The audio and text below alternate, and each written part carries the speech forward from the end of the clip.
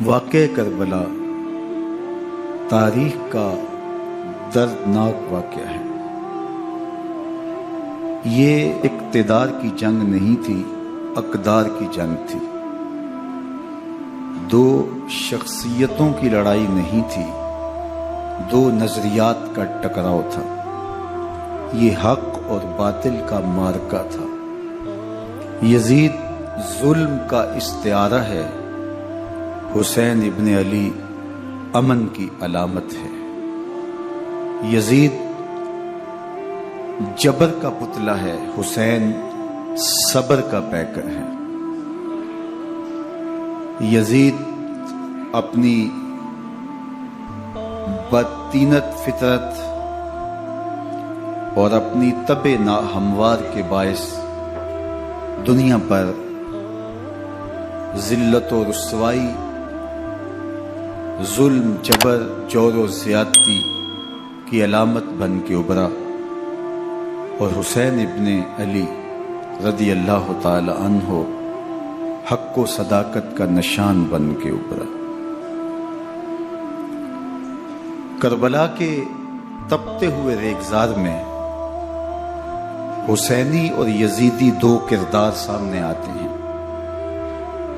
اقبال نے کہا تھا، موسیٰ و فرعون و شبیر و یزید، ایند و قوت از حیات آیت پدید۔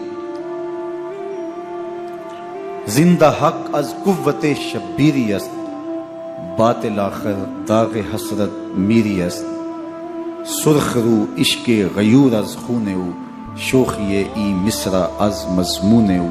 تا قیامت قطع استبداد کر، موج خون او چمن ایجاد کر۔ یزید بہدل کی بیٹی محسون کا ناپاک بیٹا تھا، اور حسین محمد عربی کی بیٹی فاطمہ کا شہزادہ تھا۔ یزید دمشق کے اطراف میں سرجون اور جریر، اختل جیسے اوباشوں کے جھرمٹ میں پل کے جوان ہوا۔ حسین کے گھر کا دروازہ مسجد نبوی کے اندر کھلتا تھا۔ یزید نشے میں دھت ہو کر کے نمازیں چھوڑ دیتا تھا۔ حسین کی کربلا کے اندر بھی نماز تہجد قضا نہیں ہوئی۔ یزید ظلم کا دوسرا نام ہے، حسین امن کی علامت ہے۔ یزید نے زندگی میں ایک مرتبہ حج کیا اور شراب کے مٹکے ساتھ لے کے آیا، اور اختل اور دیگر گویوں اور مغنیوں کو اپنے ساتھ رکھا تاکہ سفر آسانی سے کٹے۔ حسین ابن علی نے 25 حج سواری ہونے کے باوجود پیدل کیے۔ یزید حج بیت اللہ کے بعد مدینہ المنورہ آیا اور شراب کی ایک مجلس بپا کی۔ حضرت امام حسین رضی اللہ تعالی عنہ جب وہاں پہنچے تو شراب کی پھیلی ہوئی بدبو کو محسوس کرتے ہوئے فرمایا، یہ بو کیسی ہے؟ تو نشے میں دھت یزید بولا، یہ شام میں بنتی ہے، اور ایک جام منگوایا اور اس کو پیتے ہوئے دوسرا جام حضرت امام حسین رضی اللہ تعالی عنہ کی طرف بڑھاتے ہوئے کہا، ابا عبداللہ لیجئے۔ تو حضرت امام حسین رضی اللہ تعالی عنہ نے فرمایا، میں اس کی طرف دیکھتا بھی نہیں ہوں، اور پھر وہ عشقی اشعار پڑھنے لگا۔ جب یزید کی شراب نوشی کا منظر امام حسین رضی اللہ تعالی عنہ اپنی آنکھوں سے دیکھ چکے تھے، تو مجھے بتاؤ یزید کے ہاتھ پہ امام حسین کا پاک ہاتھ کیسے آتا؟ حضرت امام حسین رضی اللہ تعالی عنہ جس ماحول میں پلے تھے، جس ماحول میں پرورش پائی تھی، جس ماحول میں رہے تھے، وہ پاکیزہ اور تقدس مآب ماحول تھا۔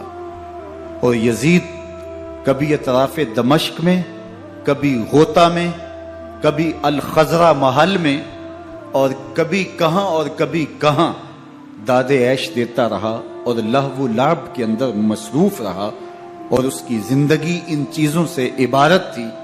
وہ محرمات کو حلال قرار دیتا، شراب نوشی اس کی ہڈیوں میں رچی ہوئی تھی، اور شریعت بیضا کا مذاق اڑایا کرتا۔ اور حسین ابن علی رضی اللہ تعالی عنہ کی دوستیاں جن لوگوں سے تھی وہ عبداللہ ابن عباس تھے، عبداللہ ابن عمر تھے، حضرت عبد الرحمن بن ابو بکر رضی اللہ تعالی عنہ تھے۔ یزید تو جوا کھیلتا رہا، یزید تو قمار بازی کرتا رہا، یزید تو شراب نوشی کرتا رہا، اور حسین ابن علی مسجد نبوی کے ممبر میں حضور کے پہلوؤں میں بیٹھتے رہے۔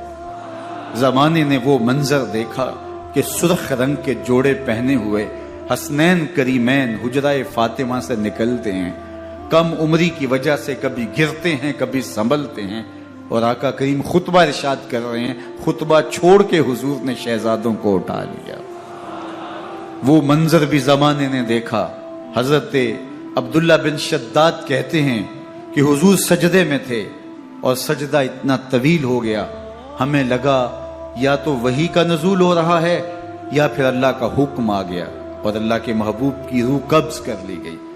لیکن میں نے جب نظریں اٹھا کے ننکیوں سے دیکھا تو کیا منظر تھا کہ حسین ابن علی حضور کی پشت پہ بیٹھے ہوئے اور میرے آقا سجدے کو طول دے رہے ہیں۔ اللہ اکبر! حسین کے لیے پیغمبر کے سجدوں کو طول دیا جا رہا ہے۔ حسین ابن علی کبھی ممبر پہ حضور کی اطراف میں بیٹھتے ہیں، وہ منظر بھی دنیا نے دیکھا کہ حضور کے مبارک کندھوں پر حسین ابن علی بیٹھے ہیں اور حضور کی زلفوں کو پکڑا ہوا ہے۔ تو حضرت عمر رضی اللہ تعالیٰ عنہ دیکھ کے کہتے ہیں واہ واہ کیسی سواری میسر آئی حسین ابن علی کو۔ تو میرے آقا مسکرا کے کہتے ہیں عمر سواری دیکھتے ہو سوار بھی تو دیکھو۔ اللہ اکبر! حضرت اسامہ بن زید بن حارثہ رضی اللہ تعالیٰ عنہ فرماتے ہیں رات کا ایک پہر گزر گیا اور مجھے حضور سے کوئی کام تھا، میں آقا کریم کی خدمت میں حاضر ہوا، در دولت پہ دستک دی، حضور تشریف لائے تو چادر اوڑی تھی، بکل کی ہوئی تھی میرے حضور نے، تو میں نے اپنی حاجت کہی تو حضور نے میری حاجت پوری کر دی۔ لیکن ایک منظر میں نے دیکھا کہ حضور نے جو چادر کی بکل فرمائی تھی اس کے اطراف میں پہلوؤں میں ابھار تھے جس طرح اندر کوئی ہو۔ مجھ سے نہ رہا گیا، میں نے پوچھ لیا، میں نے کہا بندہ نواز چادر کے اندر کیا ہے؟ فکاشفہ، تو حضور نے چادر کو کھول دیا۔ فائز الحسن والحسین علی ورکہ، تو کہتے ہیں میں نے اپنی آنکھوں سے دیکھا ایک پہلو سے امام حسین لپٹے ہوئے تھے، ایک پہلو سے امام حسن لپٹے ہوئے تھے۔ فرمایا یہ میرے بیٹے ہیں، یہ میری بیٹی کے بیٹے ہیں، اے اللہ میں ان سے پیار کرتا ہوں، تو بھی ان سے پیار کر، جو ان سے پیار کرے اس سے بھی پیار کر۔ ان کی محبت کا درس دیا، ان کے پیار کا سبق پڑھایا، کہا ان سے پیار کرنے والا میرے سے پیار کرنے والا ہے، ان سے بغض رکھنے والا میرے سے بغض رکھنے والا ہے۔ ان کی تکلیف حضور کو بے چین کر دیتی تھی۔ حضرت سیدہ فاطمہ الزہرا رضی اللہ تعالی عنہا کے گھر کے قریب سے گزرے تو حضرت امام حسین کے رونے کی آواز آ رہی تھی، تو آقا کریم علیہ السلام نے فرمایا کہ فاطمہ حسین کو چپ کرواؤ، الا تعلمی ان بقاءہ یوزینی، تو جانتی نہیں حسین کا رونا مجھے دکھ دیتا ہے۔ حسین ابن علی کو حضور رونے نہیں دیتے تھے، ان کو دکھی نہیں ہونے دیتے تھے، کیونکہ رسول اللہ صلی اللہ علیہ وسلم جانتے تھے کہ یہ کتنے دکھ سہے گا، کتنی تکلیفوں سے گزرے گا اور کتنے مصائب سہے گا۔ زمانے نے وہ گھڑیاں بھی دیکھی کہ حضرت حذیفہ بن یمان رضی اللہ تعالیٰ عنہ فرماتے ہیں کہ میں حضور کی خدمت میں نماز مغرب کی ادائیگی کے لیے حاضر ہوا، اور میں نے یہ اجازت خاص طور پہ اپنی ماں سے اس شرط پہ لی تھی کہ امی آپ مجھے اجازت دیں، میں حضور کی خدمت میں حاضر ہوتا ہوں، مغرب کی نماز بھی ادا کروں گا اور پھر حضور سے عرض کروں گا حضور میرے لیے اور میری ماں کے لیے بخشش کی دعا کر دیجیے۔ ماں نے اس شرط پہ اجازت دے دی اور میں حضور کی خدمت میں آ گیا، نماز مغرب ادا کی، سلام پھرا تو میرے دل میں آرزو تھی میں حضور سے عرض کروں حضور میرے لیے اور میری ماں کے لیے مغفرت کی بخشش کی دعا کر دیں۔ لیکن حضور عبادات میں، ذکر میں، نوافل میں ایسے مشغول ہوئے کہ میں آرزو رکھنے کے باوجود بھی عرض نہ کر سکا۔ خیر، نماز عشاء کا وقت ہوا، اذان پکاری گئی، حضور مصلی پہ آئے، نماز پڑھی، سلام پھرا، تو میرے دل میں پھر خیال آیا کہ ماں سے ایک نماز کی چھٹی لی تھی، نمازیں بھی 2 ہو گئیں، ماں نے جاتے پوچھنا ہے حضور سے میرے لیے اور اپنے لیے مغفرت کی، بخشش کی دعا کروائی تھی، تو کیا جواب دوں گا؟ اور حضور اٹھے اور کاشانہ اقدس کی طرف چل دیے۔ اب میرے دل میں یہ خیال رہ کے آ رہا تھا کہ ماں کو کیا جواب دوں گا؟ میں تو حضور سے بخشش و مغفرت کی دعا کروا ہی نہیں سکا۔ جب حضور چل پڑے تو غیر ارادی طور پہ میں بھی حضور کے پیچھے چل پڑا۔ چلنے میں تھوڑی سی رفتار تیز ہو گئی، جس سے قدموں کی آہٹ پیدا ہوئی۔ تو جب آواز پیدا ہوئی تو حضور نے رخ پھیرے بغیر فرمایا، من ھذا، میرے پیچھے پیچھے کون آ رہا ہے؟ پھر خود ہی کہا، حذیفہ تو نہیں؟ تو میرا دل دھڑک رہا تھا، قلت نعم، میں نے کہا جی جی حضور، میں حذیفہ ہوں۔ فرمایا، ما حاجتوں کا، غفر اللہ لک ولأمک، کیا کام ہے؟ اللہ تجھے بھی بخش دے، تیری ماں کو بھی بخش دے۔ اب جو کام تھا وہ جنبش لب سے پہلے ہی ہو گیا، یہاں تو لفظوں کا سہارا بھی نہیں لینا پڑتا، وہ بند لبوں کی بولیاں بھی سنتے ہیں۔ اقبال بولا ہے، فروغت صبح آثار و دہور، چشم تو بی نندائے ما فی الصدور، تیری نظر تو سینوں کے چھپے راز بھی دیکھتی۔ تو کہا، ما حاجتوں کا، غفر اللہ لک ولأمک، اللہ تجھے بخش دے، تیری ماں کی بھی مغفرت کر دے، کیا کام ہے؟ اب جو کام تھا وہ تو ہو گیا۔ تو میرے حضور نے ارشاد فرمایا، حذیفہ سنو، ابھی ایک فرشتہ آیا ہے جو اس سے قبل دھرتی پر پہلے کبھی نہیں آیا، آج پہلی مرتبہ اللہ سے اجازت لے کے 2 کام کرنے آیا ہے۔ ایک تو مجھے سلام کرنے آیا ہے، اور دوسرا خوشخبری دینے آیا ہے کہ آپ کی بیٹی فاطمہ جنتی عورتوں کی سردار ہے، اور حسن اور حسین جنتی جوانوں کے سردار۔ ایک طرف یزید ناپاک میسون کا پلید بیٹا، اور ایک طرف محمد عربی کا نواسا، فاطمہ کے دودھ کا اثر، علی المرتضیٰ کے خون کی تاثیر، رسول اللہ صلی اللہ علیہ وسلم کے کندھوں پہ بیٹھنے والا۔ ایک دن حضور نے امام حسین رضی اللہ تعالیٰ عنہ کے ہاتھ پکڑ لیے اور ان کے پاؤں اپنے پاؤں پہ رکھے، اور پھر فرمایا، بیٹے آگے بڑھو، اور ان کے پاؤں حضور کی پنڈلیوں پہ آئے۔ پھر کہا، بیٹے اور آگے بڑھو، حتیٰ کہ ان کے پاؤں حضور کی رانوں پہ آئے۔ پھر فرمایا، بیٹا اور آگے بڑھو، تو ان کے پاؤں حضور کے مبارک بطن اقدس پہ آئے۔ پھر بازوؤں کو کھینچ کے اپنے قریب کیا، اور حسین ابن علی کے منہ میں اپنی زبان رکھ دی، اور وہ اس طرح چوس رہے تھے جس طرح کھجور چوسی جاتی ہے۔ تو اللہ کے محبوب علیہ السلام نے حسین ابن علی کو اپنی زبان کا لعاب دہن دے کر کے، وہ شیر رحمت دے کر کے، وہ کوثر و تسلیم سے پاکیزہ تر آب رحمت عطا کر کے ان کی ہمیشہ کے لیے پیاس بجھا دی، تاکہ کل کربلا کے تپتے ہوئے ریگزار میں حسین ابن علی کو پیاس کی شدت تنگ نہ کرے اور پائے استقلال میں لغزش نہ آنے پائے۔ ان نازوں سے پالے ہوئے حسین کو، ان محبتوں سے پالے ہوئے حسین ابن علی کو امتحان بھی اتنے بڑے درپیش تھے۔ یاری تیری سونا پر ازمیشاں تیریاں اگ، سونا پرکھیا جامدہ ہے نال اگاں دے لگ۔ جتنا بڑا شخص ہوتا ہے اتنی آزمائشیں بھی بڑی ہوتی ہیں۔ پیغمبر رحمت کی آغوش میں کھیلنے والا، حجرہ فاطمہ کا جانشین، مصلی رسول کا وارث، منبر رسول صلی اللہ علیہ وآلہ وسلم پر حضور کے مبارک پہلو اور گود میں بیٹھنے والا حسین، حضور کی زبان چوسنے والا حسین، حضور کے کندھوں پہ سواری کرنے والا حسین، آقا کریم علیہ الصلوۃ والسلام کے مبارک سجدے کی حالت کے اندر حضور کی پشت پہ کھیلنے والا حسین، جس حسین کا دروازہ مسجد نبوی کے اندر کھلتا تھا اور یزید کی کرتوتوں کے چشم دید گواہ تھے۔ یزید جب تخت نشین ہوتا ہے تو اسے یہ فکر ہوتی ہے کہ امام حسین عبداللہ بن زبیر، عبداللہ بن عمر، عبداللہ ابن عباس یہ میری بیعت کریں. اور وہ ولید بن عقبہ کو لکھتا ہے کہ ہر صورت میں ان کی بیعت لو، اور اگر بیعت نہ دیں تو سختی کرو. حضرت امام حسین رضی اللہ تعالی عنہ کو بلاوا آتا ہے کہ آپ کو دارالامارت میں گورنر ہاؤس میں بلایا جا رہا ہے. ولید بن عقبہ کا پیغام آپ کو پہنچتا ہے. آپ اس وقت فرماتے ہیں کہ اس وقت جو پیغام پہنچا ہے وہ کسی خطرے سے خالی نہیں ہے. تو کچھ سواروں کو ساتھ لیا، کہا تم دارالامارت کے باہر کھڑے رہنا، اگر میری آواز بلند ہوئی تو اندر آ جانا، ورنہ تم انتظار کرنا. آپ اندر گئے. ولید بن عقبہ نے مروان کو بھی بلایا تھا. مروان بن حکم یہ گورنر مدینہ ولید سے پہلے رہ چکا ہے، تو اس نے مشورہ دیا کہ سختی کی جائے. خیر ولید بن عقبہ نے کہا کہ یہ خط ہے، حضرت امیر معاویہ کا انتقال ہو گیا اور یزید تخت نشین ہوا ہے، لہٰذا وہ آپ سے بیعت کا مطالبہ کرتا ہے.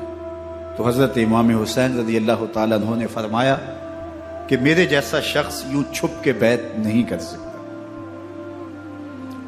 اور آپ واپس پلٹے. مروان بن حکم نے ولید بن عقبہ کو کہا کہ یہ موقع ہے جانے نہ دیا جائے، اگر یہ نکل گئے تو دوبارہ تم قابو نہیں پا سکو گے اور انہیں یہیں قتل کر دیا جائے. حضرت امام حسین رضی اللہ تعالیٰ عنہ نے یہ بات سن لی.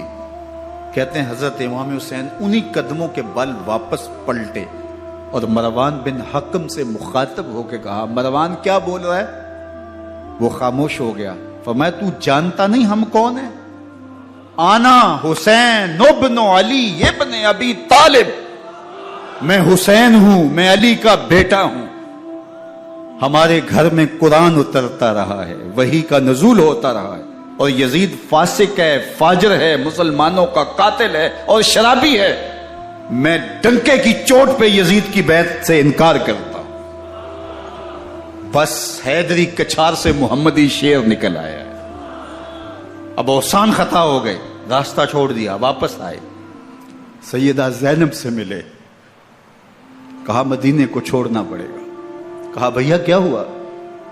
کہا یزید بیعت لینے پہ مصر ہے اور میں کسی صورت بھی بیعت نہیں کروں گا. رسول اللہ کا مدینہ ہمارے خون سے لالہ زار بنے گا. میں نہیں چاہتا کہ حضور کے شہر نور کی حرمت پامال ہو. دوستو وہ کیسا منظر ہوگا جب حسین ابن علی نے آخری حاضری حضور کے روضے پہ دی ہو.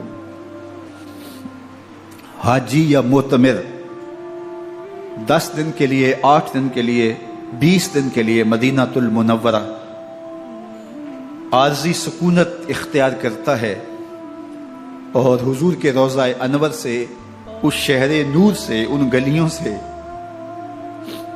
ان بام و در سے ایسا مانوس ہو جاتا ہے کہ جب واپس پلٹ رہا ہوتا ہے ان دعاؤں کے ساتھ کہ دوبارہ آنا بھی نصیب ہو، اور اسے لگتا ہے کہ میں دوبارہ بھی بلایا جاؤں گا، لیکن اس کے باوجود شہر حبیب چھوڑنا قیامت سے کم نہیں ہوتا. اعظم چشتی مرحوم آخری بار جب حضور کے روضہ انور پہ گئے تو بیمار تھے، ویل چیئر پہ تھے. باب بقی سے باہر نکلے تو خادم سے کہا کہ میری ویل چیئر پیچھے سے کھینچو تاکہ میرا رخ روضہ انور کی طرف رہے، اور وہ پیچھے سے کھینچتا چلا جا رہا ہے. اور جب باب مکہ سے پیچھے جنت البقیع کے قریب سے گنبد خضرا نگاہوں سے اوجل ہونے لگا تو اعظم چشتی مرحوم نے کہا، جان بدن سے نکلتی ہے اعظم، جان بدن سے نکلتی ہے اعظم، کوئی آسان ہے مدینے سے جدا ہونا، کوئی آسان ہے مدینے سے جدا ہونا. یہ اس شخص کی کہانی ہے جو 10 دن، 5 دن، مہینہ، 2 ماہ وہاں رہتا ہے اور پھر اس شہر کو چھوڑ کے آنا اس کے لیے آسان نہیں ہوتا،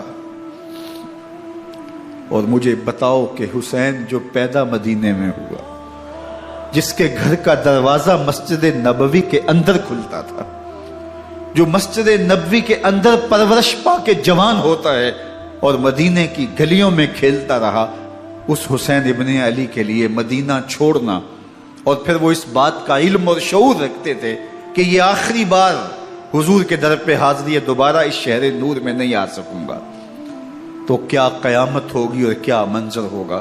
محمد بن حنفیہ کے علاوہ خاندان نبوت کے جتنے لوگ تھے ان سب نے شہر مدینہ کو الوداع کہا، اور رات کے موقع میں مدینہ المنورہ کو، مسجد نبوی کو چھوڑ کر کے مکہ کی جانب عازم سفر ہوئے۔ 3 شعبان المعظم کو مکہ المکرمہ پہنچتے ہیں، ادھر کوفیوں کے خطوط آنے شروع ہو جاتے ہیں۔ حضرت امام حسین رضی اللہ تعالیٰ عنہ مسلم بن عقیل رضی اللہ تعالیٰ عنہ کو صورتحال معلوم کرنے کے لیے بھیج دیتے ہیں۔ 40,000 کوفی آپ کے ہاتھ پہ بیعت کر لیتے ہیں۔ ادھر 25 پیدل حج کرنے والے حضرت امام حسین 8 ذی الحج کو احرام باندھتے ہیں، لیکن آپ کو پتہ چلتا ہے کہ حاجیوں کے روپ میں قاتل چھپا دیے گئے، تو آپ اس احرام کو حج کی بجائے عمرے میں بدلتے ہیں اور کوفے کی جانب عازم سفر ہوتے ہیں۔ کائنات والو، ذرا سینے پہ ہاتھ رکھ کے دیکھو کہ یہ کتنا مشکل مرحلہ تھا۔ اس دین کی آبرو کو بچانے کے لیے حضرت امام حسین رضی اللہ تعالیٰ عنہ نے کتنا بڑا قدم اٹھایا۔ آپ کے بہیخہ، دوست، احباب عبداللہ بن عمر یہ سارے روکتے ہیں، عبداللہ بن عباس کہتے ہیں حضرت نہ جائیے، الکوفی لا یوفی، کوفی کبھی وفا نہیں کرتے، آپ کے والد کو وہاں شہید کیا گیا، لیکن آپ ایک فرض کو نبھانے جا رہے ہیں۔ میرے غم گسارو، میرے مہربانو، نہ روکو مجھ کو جانے دو، مجھے نانے کے دی کی ڈوبتی کشتی بچانے دو، میں جاتا ہوں کہ دنیا پر وفا کا نام رہ جائے، میں رہوں نہ رہوں پر عظمت اسلام رہ جائے۔ میں نہیں جاتا تو نبی کے گھر کی آن جاتی ہے، میں نہیں جاتا تو نبی کے گھر کی آن جاتی ہے، تمہارا دین جاتا ہے، میری غیرت ایمان جاتی ہے۔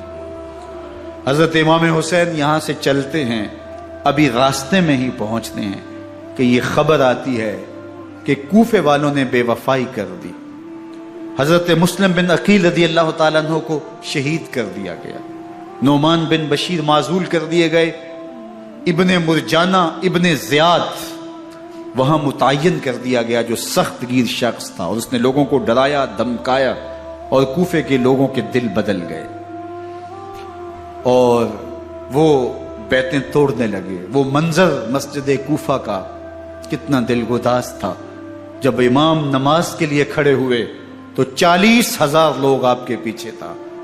جب سلام پھیرا اور امام نے دیکھا کہ پیچھے لوگ نہیں ہیں، پھر لوگوں نے اپنے دروازے بھی بند کر لیے۔ رات کی تنہائیاں ہیں اور حضرت مسلم بن عقیل کو کوئی پناہ دینے والا نہیں، لوگوں نے دروازے بند کر لیے کہ کہیں ہمارے گھر میں نہ آ جائیں اور ہم مشقت اور حکومتی تشدد کا شکار نہ ہوں۔ کتنا دردناک لمحہ ہے حضرت مسلم بن عقیل رضی اللہ تعالیٰ عنہ پہ، اور پھر حضرت مسلم بن عقیل بے دردی سے شہید کر دیے جاتے ہیں۔ آپ ابھی راستے میں ہیں، یہ ساری کہانی پہنچتی ہے کہ حضرت مسلم شہید کر دیے گئے اور بے دردی سے شہید کر دیے گئے۔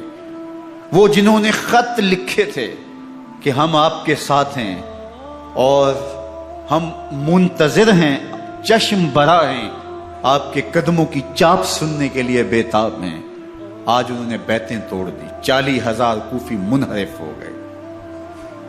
مسجد کوفہ کا وہ منظر کس قدر روح کو تڑپا دینے والا تھا۔ ہم پچھلے سال عصر اور مغرب کے درمیان جب کوفہ پہنچے تو سورج ڈوبنے کے قریب تھا، میں نے اپنی زندگی میں اتنا اداس موسم کہیں نہیں دیکھا جتنا اداس موسم کوفے میں دیکھا. ایسے لگتا تھا جس طرح کوفے کی آب و ہوا آج بھی شرمندہ ہے.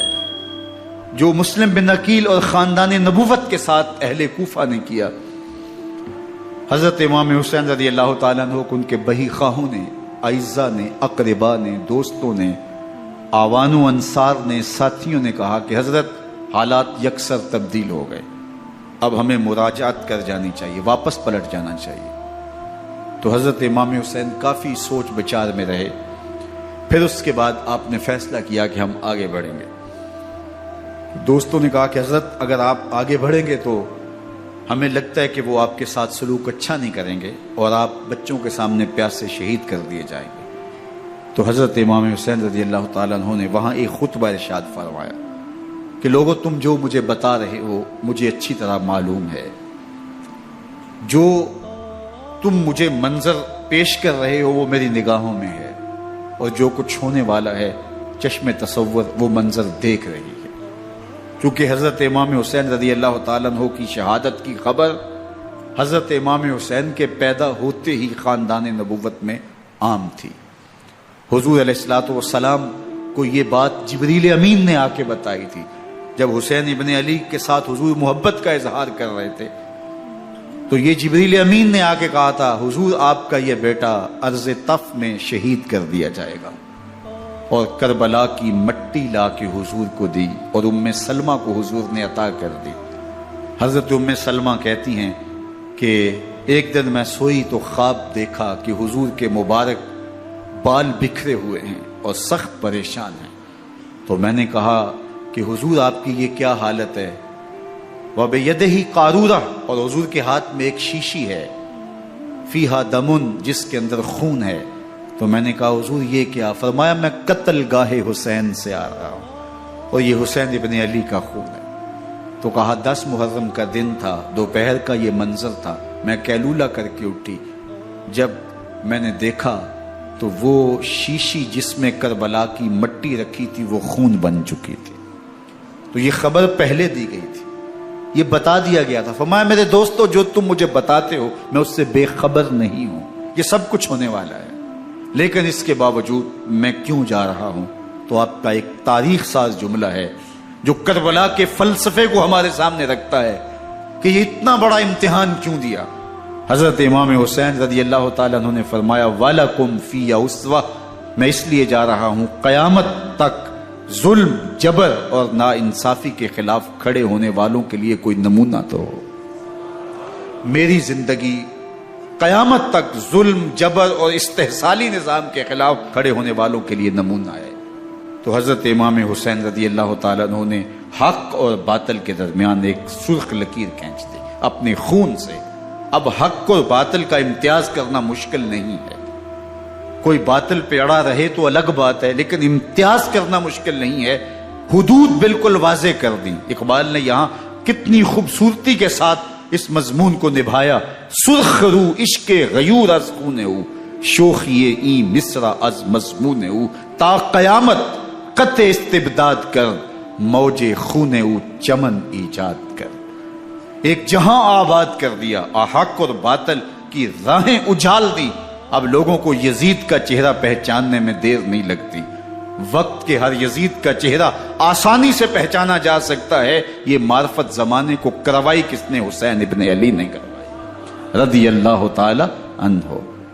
تو حضرت امام حسین نے فرمایا کہ جو میرے ساتھ ہونے والا ہے میں اچھی طرح جانتا ہوں، لیکن میں اس کے باوجود آگے بڑھوں گا. پھر بڑھے اور کربلا میں جا کے خیمہ زن ہو گئے. 7 محرم کو پانی بند کر دیا گیا.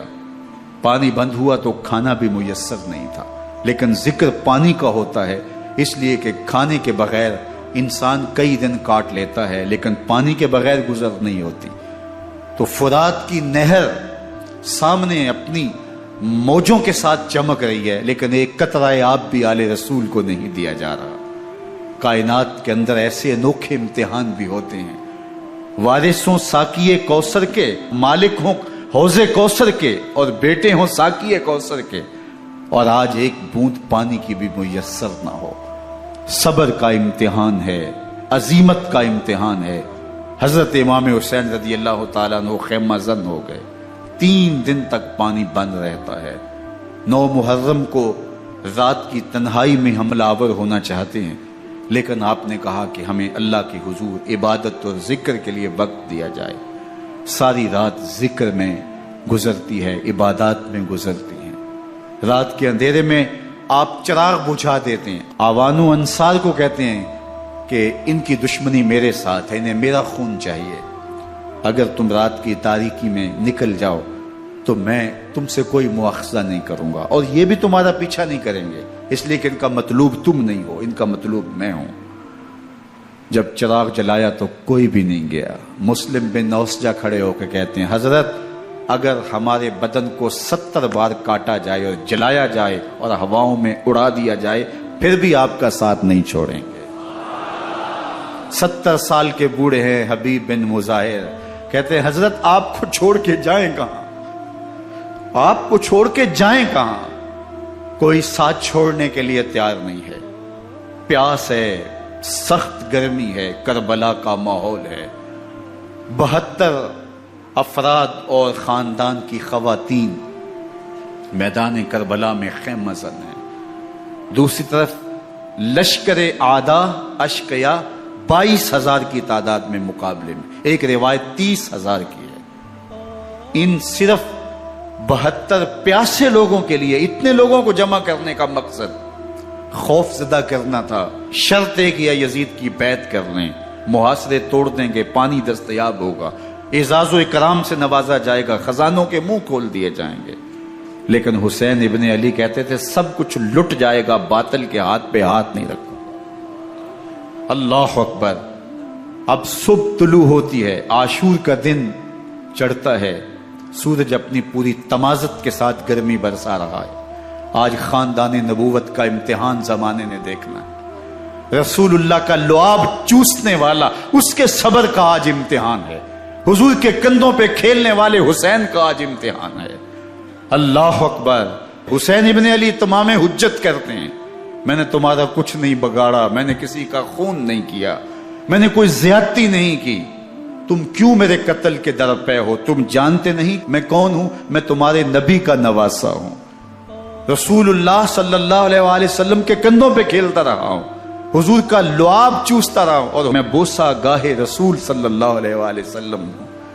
لیکن ان اشقیاء کے دل پر کوئی چیز اثر انداز نہیں ہوتی۔ ایک ہور ہے، اللہ اس کے دل میں نرمی ڈالتا ہے۔ پہلے تو امام حسین کو گھیر کے لے کر کے آتا ہے، لیکن بعد میں وہ قافلہ یزید سے قافلہ حسین کی طرف آ جاتا ہے۔ امام حسین فرماتے تو دنیا میں بھی ہور ہے، آخرت میں بھی ہور ہے، آزادی مل جاتی ہے۔ باقی 22,000 کا لشکر جرار امام حسین کے قتل کے در پہ ہے۔ پھر تاریخ نے خاندان نبوت کا وہ انوکھا امتحان دیکھا۔ حضرت امام حسین کے بچے بالخصوص خواتین پیاس کی شدت میں حلق خشک ہے۔ حضرت سکینہ تڑپ کے اپنے باپ سے کہتی ہیں کہ مجھے 6 ماہ کے لیے اصغر کی پیاس نہیں دیکھی جا رہی۔ بچے کو ہاتھوں پہ اٹھاتے ہیں اور نہر فرات کے کنارے پہنچ کے فرماتے ہیں اشقیاء سے مخاطب ہو کے تمہارا معاملہ میرے ساتھ ہے، اس 6 ماہ کے بچے نے تمہارا کچھ نہیں بگاڑا، اور چلو بھر کے اس کا حلق سیراب کرنا چاہتے ہیں۔ ایک 2 شاخہ تیر آتا ہے جو حضرت علی اصغر کے گلے کو چیر دیتا ہے۔ راوی لکھتے ہیں کہ وہ عام تیر نہیں تھا، جانوروں کو شکار کرنے کے لیے جو بڑے تیر ہوتے ہیں وہ 2 شاخہ تیر تھا۔ وہ گردن کو کاٹ دیتا ہے، خون بہنے لگتا ہے، گردن لٹک جاتی ہے۔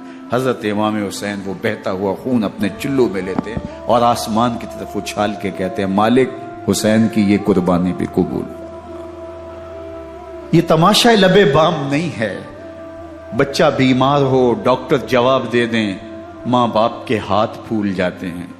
زندگی کی سانسیں ابھی چل رہی ہوتی ہیں، لیکن ڈاکٹر کہے کہ یہ میرے بس کا روگ نہیں ہے، کہیں اور لے جاؤ، تو زندگی کا لف و نشر غیر مرتب ہو جاتا ہے۔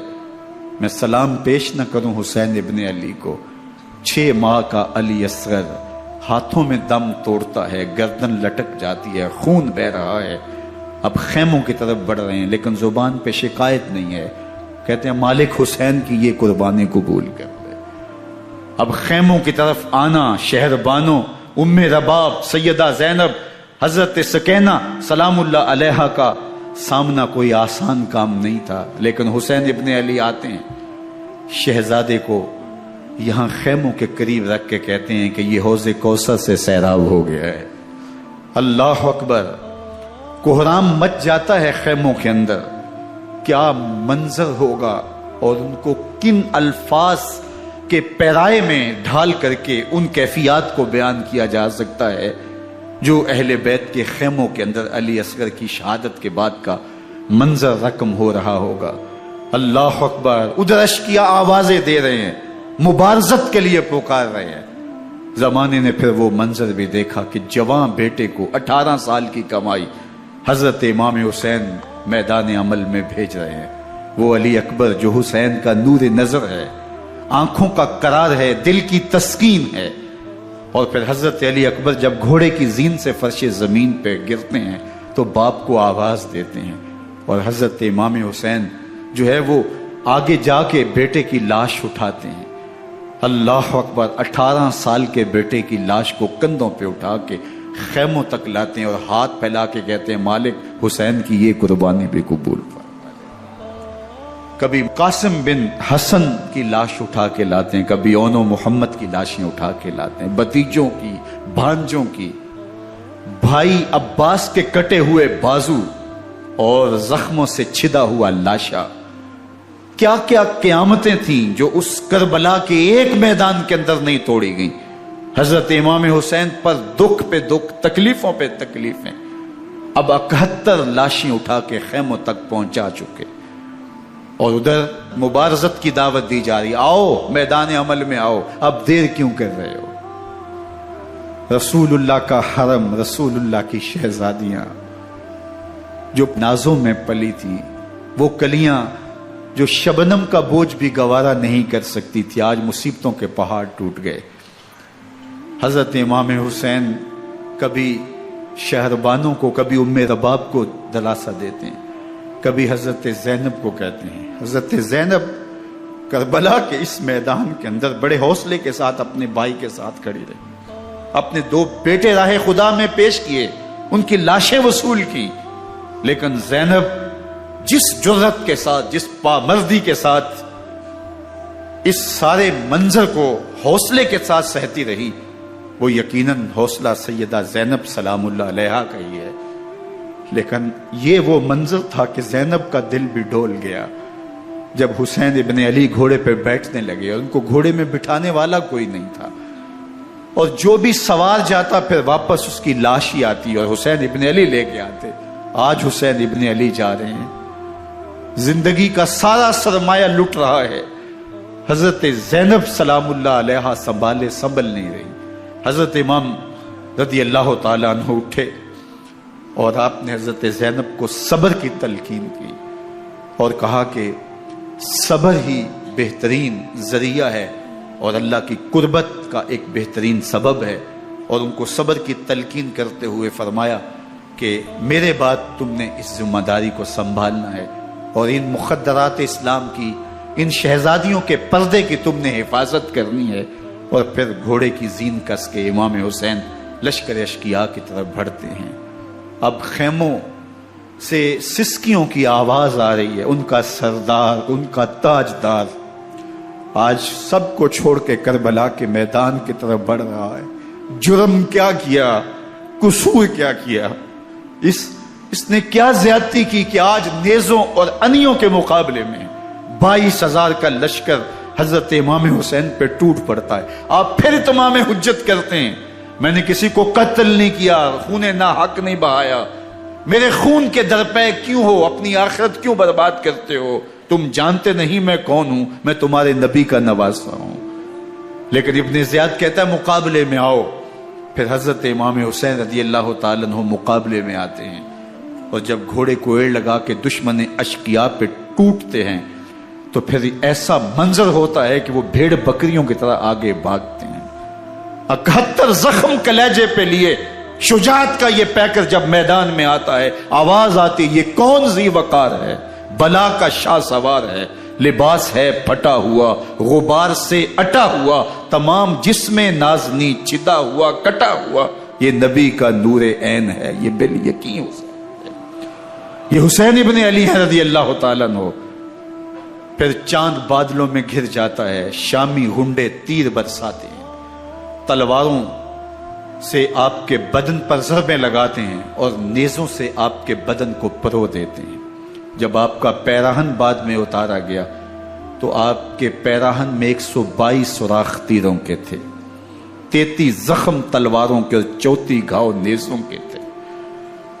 جب گھوڑے کی زین سے فرش زمین پر آئے، بدن چھلنی تھا، زخم زخم سے خون بہ رہا تھا، 3 دن کا پیاسا حسین، اللہ اکبر، بدن زخموں سے چور، 71 لاشیں کلیجے پہ لیے، مخدرات اسلام کے پردے کا خیال دل میں الگ ہے، لیکن گھوڑے کی زین سے جب فرش زمین پہ امام حسین آتے ہیں، زبان پہ ہائے نہیں، نالا و شیون نہیں، چیخ و پکار نہیں، آتے ہی پیشانی سجدے میں رکھتے ہیں اور پکارتے ہیں اللہم ردن بقضائک وصبرن علی بلائک تسلیما لامرک سبحان ربی الاعلی۔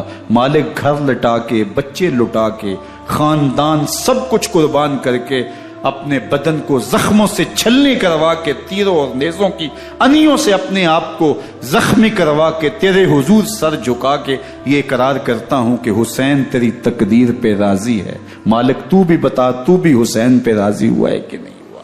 آواز آ رہی ہے، اس پیاسے پر علی شیر خدا کو ناز ہے، اس نواسے پر محمد مصطفیٰ کو ناز ہے۔ اوروں نے بھی سجدے کیے پر اس کا عجب انداز ہے، اس نے وہ سجدہ کیا جس پر خدا کو ناز۔ حسین ابن علی رضی اللہ تعالیٰ عنہ کا سر انور دستے قاتل نے تب کاٹا جب وہ سجدے میں جھکا ہوا تھا۔ یزید نے کہا میں بیعت لوں گا، امام حسین نے کہا کبھی بھی نہیں دوں گا، یہ سر کٹ سکتا ہے جھک نہیں سکتا۔ سر کاٹ کے نیزے کی نوک پہ چڑھا دیا گیا اور یہ اس بات کا اعلان تھا کہ ہم جیت گئے اور حسینی ہار گئے، اور لشکر یزید میں غوغا مچ گیا، نقارے بجنے لگے کہ ہم جیت گئے، دیکھو امام حسین شہید کر دیے گئے، اور سر کاٹ کے نیزے کی نوک پہ چڑھایا گیا۔ لیکن لشکر یزید سے ہی آواز آئی یہ کیسا سر ہے جو کٹ کے بھی سر بلندی ہے، کٹ گیا ہے پھر بھی اونچا ہے، اللہ اکبر، یہ سر سجدے میں کٹا ہے، رب کے حضور عبادت کی حالت میں کٹا ہے۔ حسین آج بھی سجدے میں ہے، اللہ اکبر، حسین آج بھی سجدے میں ہے، بلکہ کٹے ہوئے سر کا رخ زمین کی جانب تھا اور کٹی گردن آسمان کی طرف، یوں نیزے پہ پرویا گیا۔ اللہ اکبر، ایک شاعر نے نقشہ کھینچا، بآنکھ سر نیزے پہ اور سوئے زمین ہے روح، یعنی سجدہ ثانی کی ہے آرزو۔ رکعت کے 2 سجدے ہوتے ہیں، ابھی ایک سجدہ ہوا تھا کہ دستے قاتل نے سر کاٹ دیا، کہا حسین کی پیشانی میں دوسرے سجدے کی تمنا مچل رہی۔ یہ تھا حسین ابن علی کا سجدہ، ساری زندگی رب کے حضور سجدہ قضا نہیں ہونے دیا۔ آج پانی نہیں ہے، اللہ اکبر، آج تیمم کر لیتے ہیں، آج اپنے خون کو اوڑ کر کے حسین نے اپنی پیشانی اپنے مالک کے حضور جھکا کر کے عظیمت کی وہ انوکھی داستان رقم کر دی کہ صدیاں گزرنے کے باوجود بھی ان کی یادوں کے چراغ روشن ہیں۔ جب حضرت امام حسین اور دوسرے آیان و انصار کو شہید کر دیا گیا تو ان کے سر نیزوں کی نوک پہ چڑھا دیے گئے۔ حضرت امام حسین کا کٹا ہوا سر اور باقی 71 افراد کے کٹے ہوئے سر نیزوں کی نوک پہ، اور 10 سواروں کو ابن سعد نے کہا کہ ان کو رون دو، اور گھوڑوں کی ٹاپوں تلے حضرت امام حسین رضی اللہ تعالیٰ عنہ اور ان کے آوان و انصار کو جو ہے وہ روندا گیا، حتیٰ کہ ان کی استخوان مبارک، ان کی ہڈیاں بھی چور چور ہو گئیں۔ روننے سے قبل ان کا لباس اتار لیا، ان کے کپڑے اتار لیے گئے۔ اللہ اکبر، کیسی دردناک گھڑیاں تھی۔ یزید کا صرف یہی بد کرداری کا مرحلہ نہیں تھا، اس کربلا کے صحرا کے اندر یزید نے جس طرح امام حسین رضی اللہ تعالیٰ عنہ کو شہید کیا اور حضرت امام حسین کے خاندان کو شہید کیا، جب مدینہ المنورہ پر یزید نے مسلم بن عقبہ کو مقرر کیا، جس کو بزرگوں نے مصرب بن عقبہ کہا ہے، تو اس کو کہا 3 دن تک مدینے کا حرم تمہارے لیے حلال ہوگا، جو چاہو تم کرنا، اور شامی فوجوں کو اجازت ہوگی۔ تو وہاں بھی انہوں نے 10,000 تابعین اور 700 صحابہ کو شہید کیا۔ حضرت ابو سعید خدری رضی اللہ تعالیٰ عنہ گھر سے باہر نکلے، کافی بوڑھے ہو چکے تھے، تو انہوں نے حضرت ابو سعید خدری کو پکڑ لیا، کہا تم کون ہو؟ کہا مجھے ابو سعید خدری کہتے ہیں۔ تو کہا ہاں تمہارا نام سنا ہے، اور داڑھی سے پکڑ کے کھینچا اور کہا کہ ہے تمہارے پاس جو ہمیں دو؟ تو کہا کہ میرے پاس تو کچھ بھی نہیں، میں تو فقیر آدمی ہوں۔ تو ان کے گھر ان کو لے گئے، تو 2 کبوتر رکھے تھے حضرت ابو سعید خدری نے، تو وہ کبوتر لوٹ کے لے گئے۔ اللہ اکبر۔ حضرت ابن سنان رضی اللہ تعالیٰ عنہ کو، جو حضور کے علم بردار تھے فتح مکہ کے دن، ان کو ستو پہلے پلائے اور پھر ان کی گردن کاٹی گئی، اور کہا یہ ہے وہ ستو جو تم زندگی میں آخری بار پیو گے۔ ایک گھر میں داخل ہوئی شامی فوج، تو ایک خاتون کے ابھی بچہ پیدا ہوا تھا، اور قابلہ نے، دائیا نے وہ بچہ ماں کی چھاتی پہ لٹایا، اور وہ ماں کا پہلا دودھ پی رہا تھا۔ تو یہ جا کے کہنے لگے نکالو تمہارے پاس جو کچھ ہے۔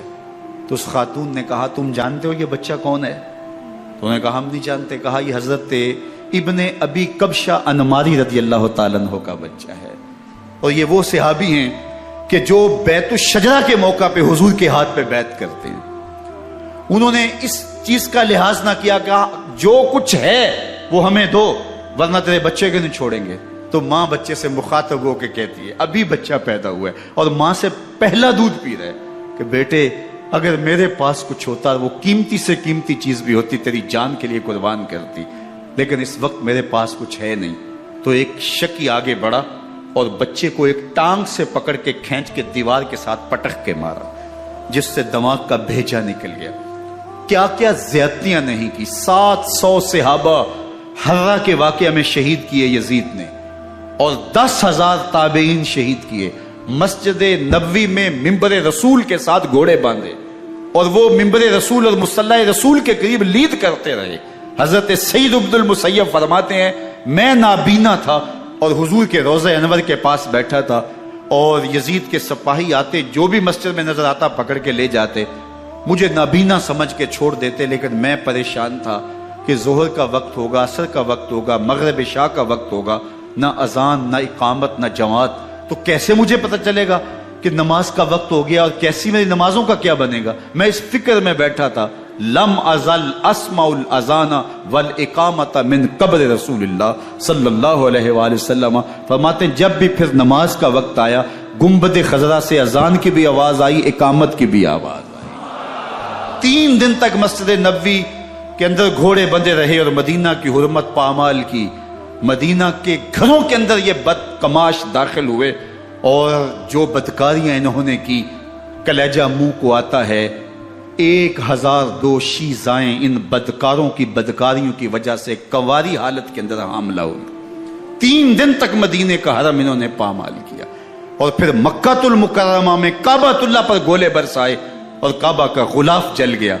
وہ تو یزید مر گیا، اور حضرت عبداللہ ابن زبیر رضی اللہ تعالیٰ عنہ نے اپنی خلافت کا اعلان کیا۔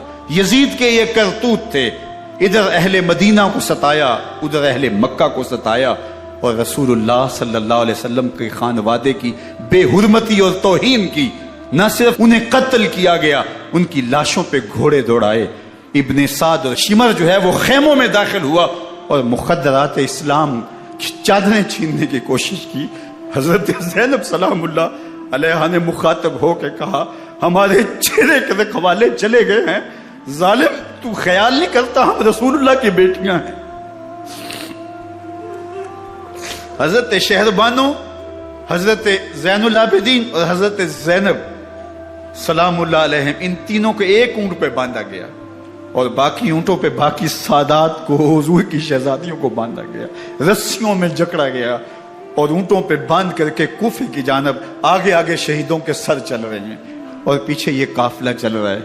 اور جب یہ قافلہ وہاں سے گزرا جہاں لاشیں پڑی تھی، امام زین العابدین 14 سال کے تھے اور بیمار تھے، اور ان کا حوصلہ نہ ہوا، وہاں غشی ان کے اوپر آنے لگی۔ اور وہ منظر ابن کثیر نے، باقی لوگوں سب نے لکھا ہے کہ پھر جب ان کی یہ حالت ہوئی، تو پھر سیدہ زینب سلام اللہ علیہ، جنہوں نے ابھی تک بڑے حوصلے کے ساتھ ساری مشکلات کا مقابلہ کیا تھا، اب ان کے بندن ٹوٹ گئے اور آنکھوں سے آنسو بہنے لگے، اور سیدہ زینب نے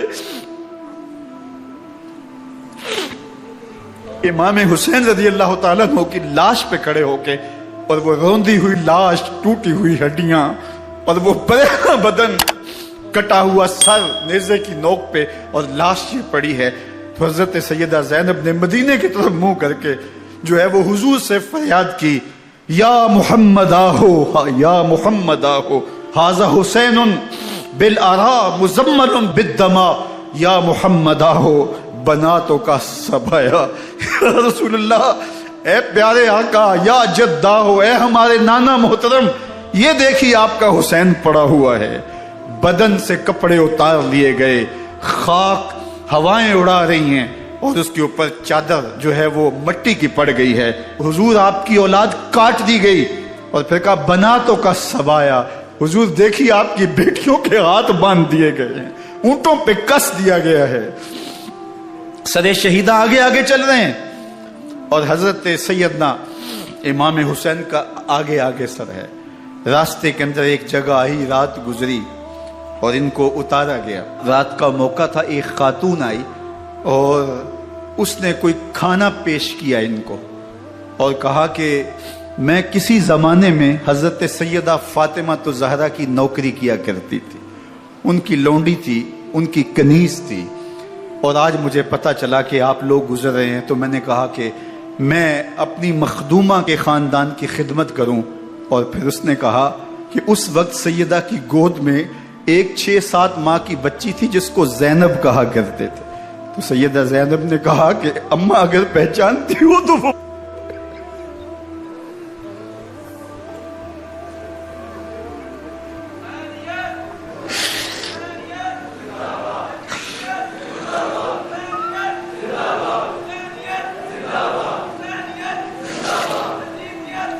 یہ تاراج اور لٹا ہوا کارواں پھر وہاں سے کوفے میں کیسے پہنچا، اور کوفے کے اندر سیدہ زینب سلام اللہ علیہا نے وہ یزید کے دربار میں، ابن زیاد کے دربار میں وہ جرأت آمیز جو باتیں کہیں، اللہ اکبر، زینب کی زبان میں علی کی خطابت بول رہی تھی، اور پھر دشمن اور دوست سارے رونے لگے، اور وہ کیا دل گداز منظر تھے۔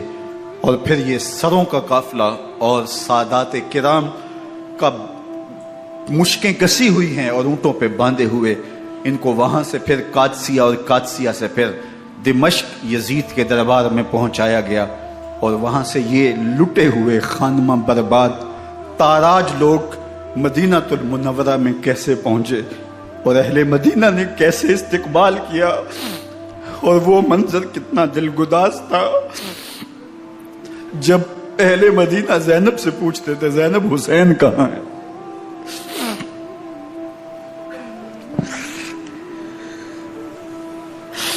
بے مروت بے وفا تیرا بھی کیا افسانہ ہے، جس نے اپنی ہی شمع کو گل کیا تو وہ پروانہ ہے۔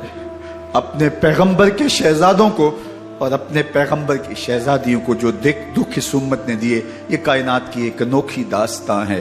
اللہ ہمیں اسوہ شبیری پہ عمل کی توفیق عطا کرے اور ان کے نقوش پاک کی برکتیں دے، اہل بیت کی محبت ہماری روحوں میں جذب کر دے، اور جس عظیمت کے ساتھ، جس حوصلے کے ساتھ انہوں نے دکھوں کو جھیلا، جو دہکتی آگ کے شعلوں پہ سویا وہ حسین، جو جواں بیٹے کی میت پر نہ رویا وہ حسین، جس نے سب کچھ کھو کے کچھ نہ کھویا وہ حسین، مرتبہ اسلام کا جس نے دوبالا کر دیا، خون نے جس کے دو عالم میں اجالا کر دیا، جو کہ سوزے غم کو سانچے میں خوشی کے ڈھال کے مسکرایا موت کی آنکھوں میں آنکھیں ڈال کے۔ اے حسین ابن علی تم پر سلام، نازش آل نبی تم پر سلام۔ ذرا میرے ساتھ یہ پڑھ لیجئے، اے حسین ابن علی تم پر سلام، نازش آل نبی تم پر سلام، تم پہ لاکھوں رحمتیں لاکھوں سلام، اے شہیدان محبت کے امام، لالا گوں لالا بدن لالا کفن، اے چمن اندر چمن اندر چمن، زندگی ہی زندگی تیری حیات اے حیات اندر حیات اندر حیات، افتخار ملت بیضا ہے تو، رب کعبہ کی قسم یکتا ہے تو، فخر کا دل میں دریچہ باز کرنا چاہیے، جن کا تو آقا ہے ان کو ناز کرنا چاہیے۔ وآخر دعوانا ان الحمدللہ رب العالمین۔ 10 محرم الحرام کو کربلا کا واقعہ رونما ہوا، تو اس موسم میں اطراف و اکناف عالم میں اس حوالے سے بات ہوتی ہے، ذکر کیا جاتا ہے۔ اہل محبت حضرت امام حسین رضی اللہ تعالی عنہ کے حضور خراج عقیدت اور خراج محبت پیش کرتے ہیں۔ یہ حق و باطل کا معرکہ تھا، جھوٹ اور سچ کا مقابلہ تھا، ظلم اور عدل کا ٹکراؤ تھا، خیر اور شر کی لڑائی تھی، دو نظریات کا تصادم تھا۔ ایک طرف امام حسین رضی اللہ تعالی عنہ اور ان کے 72 جانثار تھے، اور دوسری طرف یزید اپنی تمام تر قوت کے ساتھ موجود تھا۔ حضرت امام حسین رضی اللہ تعالی عنہ سے مسلسل آخری وقت تک بیعت کا اثرار رہا، اور آپ آخری سانس تک یزید کی بیعت سے انکار کرتے رہے۔ حضرت امام حسین رضی اللہ تعالیٰ عنہ لڑائی کے لیے نہیں آئے تھے، ورنہ خواتین اور بچے ساتھ لانے کا کوئی مقصد نہیں تھا۔ آلات حرب و ضرب بھی نہیں تھے۔ عرب جو اپنے ساتھ سفر پہ معمول کی تلواریں اور اسلحہ جات رکھتے ہیں وہی تھے، اور آپ کو پیشکش بھی کی گئی۔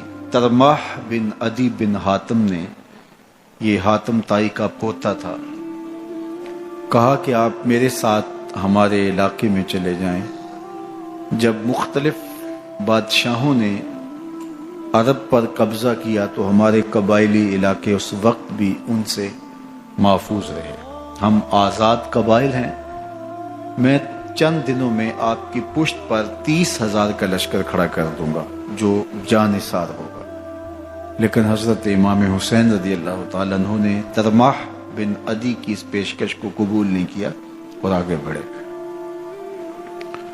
دشت نینوا میں، جسے دشت کربلا بھی کہتے ہیں، حر بن یزید ریاحی 500 سواروں کو ساتھ لے کر کے حضرت امام حسین کو محصور کر دیتا ہے، اور پھر یزید کا لشکر وہاں جمع ہونا شروع ہو جاتا ہے۔ 22,000 یا 30,000 کا لشکر امام حسین رضی اللہ تعالی عنہ کے اطراف میں لگا دیا گیا۔ 3 دن تک اس خانوادے کے لیے پانی بند کر دیا گیا۔ پانی کے بغیر تو انسان کی زندگی معطل ہو جاتی ہے، اور 3 دن کی مسلسل پیاس، اور پیاس میں بلکتے 6 ماہ کے بچے، خواتین اور بوڑھے۔ لیکن عزیمت کی راہوں کے یہ مسافر کسی صورت بھی یزید سے بیعت کرنے پہ آمادہ نہ ہوئے۔ یہ ایک ہیلا تھا کہ پانی بند کریں گے، بچے بلکیں گے، خواتین بے چین ہو جائیں گی تو یہ مجبور کر دیے جائیں گے۔ لیکن کہا تم جو کرنا ہے کرو۔ یہ بات طے شدہ ہے کہ ہم یزید سے بیعت نہیں کریں گے۔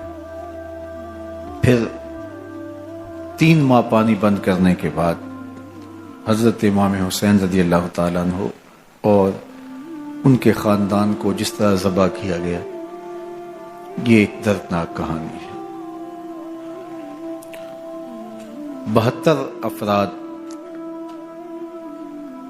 کربلا میں شہید کر دیے گئے۔ اہل حق کا یہ قافلہ بھوک اور پیاس سے نڈھال تھا، لیکن عزیمت کی راہوں کا یہ مسافر سرنگوں نہیں ہوا اور یزید کے ہاتھ پہ بیعت نہیں کی۔ امام حسین رضی اللہ تعالی عنہ آپ کے بیٹے، بھائی، بھتیجے، بھانجے، آیان و انصار، محبین شہید کر دیے گئے۔ 70 لوگ آپ سے پہلے شہید کیے گئے، پھر امام حسین رضی اللہ تعالی عنہ شہید کر دیے گئے۔ سوید نامی ایک زخمی، وہ چھری لے کر کے حملہ آور ہوئے اور وہ بھی شہید کر دیے گئے۔ یہ کربلا کے آخری شہید تھے جو حضرت امام حسین کے بعد شہید ہوئے۔ لیکن ان کی خون آشام تلواروں کی ابھی پیاس نہیں بجھی، اور ان کی آتش غیظ و غضب ابھی ٹھنڈی نہیں ہوئی۔ شمز الجوشن حضرت علی اوسط، جنہیں امام زین العابدین کے نام سے دنیا جانتی ہے، 14 سال کی عمر میں تھے، بیمار تھے، خیمے میں گھس کے ان کو بھی شہید کرنے لگا تو حمید بن مسلم نے کہا کہ کیا بچوں کو بھی شہید کیا جائے گا؟ تو وہ رک گیا۔ عمر بن سعد کے حکم نامے سے مقدس لاشوں پر گھوڑے دوڑائے گئے، حتیٰ کہ ان کی ہڈیاں چور چور ہو گئیں، اور شہیدوں کے سر نیزوں پہ چڑھا دیے گئے۔ حسین ابن علی اور ان کے آیان و انصار کاٹ دیے گئے۔ فتح کے نعرے بجے، جشن منائے گئے، اور یہ قافلہ کربلا سے کوفے کی جانب روانہ ہوا۔ شہیدوں کے سر نیزوں پہ آگے آگے چل رہے ہیں، اور اونٹوں کے اوپر حضور کی بیٹیاں، حضور کی شہزادیاں اور حضرت امام زین العابدین کو باندھا گیا ہے، اور یہ تقدس مآب قافلہ کوفے پہنچتا ہے۔ ابن زیاد بہت خوش تھا کہ جیسے اس نے کوئی بہت بڑا کام کر لیا ہو۔ نواسہ رسول کا سر ایک تشت میں رکھا اس کے سامنے تھا، اور وہ چھڑی سے آپ کے ہونٹوں اور آپ کے دانتوں پر ضرب لگاتا۔ حضرت زید بن ارقم رضی اللہ تعالی عنہ صحابی رسول اس مجلس میں موجود تھے، وہ کھڑے ہو گئے۔ غصے سے ان کا بدن کانپ رہا تھا، اور آپ نے کہا، ظالم، چھڑی کو یہاں سے ہٹا لے، میں نے خود ان آنکھوں سے رسول اللہ کو یہ ہونٹ چومتے ہوئے دیکھا ہے۔ ابن زیاد غصے میں بپھرا ہوا بولا، اگر تو بوڑھا نہ ہوتا تو میں تیری گردن اڑا دیتا۔ حضرت زید بن ارقم روتے ہوئے دربار سے باہر نکلے، اور ساتھ اہل کوفہ کو مخاطب کر کے کہا کہ اہل کوفہ، تم نے حسین ابن علی کو شہید کر دیا، اور ابن مرجانہ کے غلام بن گئے۔ حضرت زینب سلام اللہ علیہا ایک کونے میں بیٹھی تھی، پرانے کپڑوں میں ملبوس۔ ایک وہ وقت بھی تھا کہ سیدہ زینب سلام اللہ علیہا جب کوفے میں آئیں،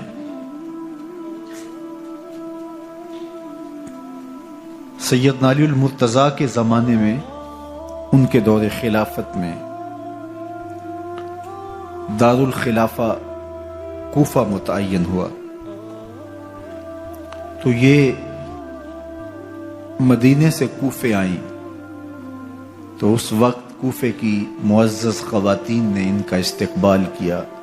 خلیفۃ المسلمین کی شہزادی، رسول اللہ کی بیٹی سیدہ فاطمہ الزہرا کا عکس حضرت زینب سلام اللہ علیہا کوفے میں داخل ہوئیں، تکریم، عزت اور وقار کے ساتھ آپ کا استقبال کیا گیا اور آپ خواتین کو درس قرآن دیتی، حضور کی شریعت سکھاتی، اور آج وہی کوفہ ہے، وہی دیوار و در ہے اور وہی زینب ہے، اور آج زینب کے ساتھ حسین ابن علی کا کٹا ہوا سر ہے۔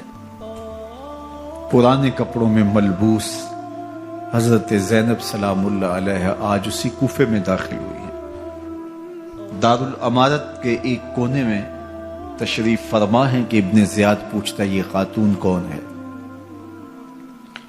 حضرت زینب خاموش رہی۔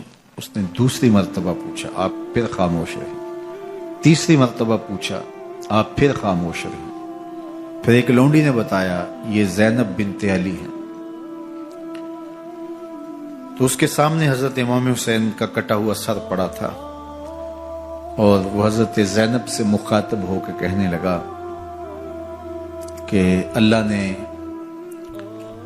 تمہیں شکست دی اور یزید بن معاویہ کو فتح عطا کی۔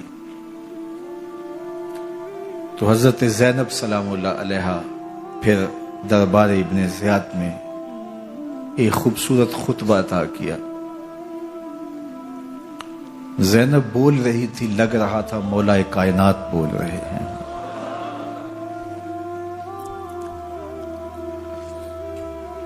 یہ خطبہ بامر مجبوری تھا، ابن زیاد کی خرافات کا جواب تھا۔ تو ابن زیاد سے اس کا جواب تو نہ بن پڑا، لیکن کہنے لگا کہ بڑی مکفہ اور مسجع گفتگو کی، تمہارا باپ علی بھی بہت اچھا شاعر تھا۔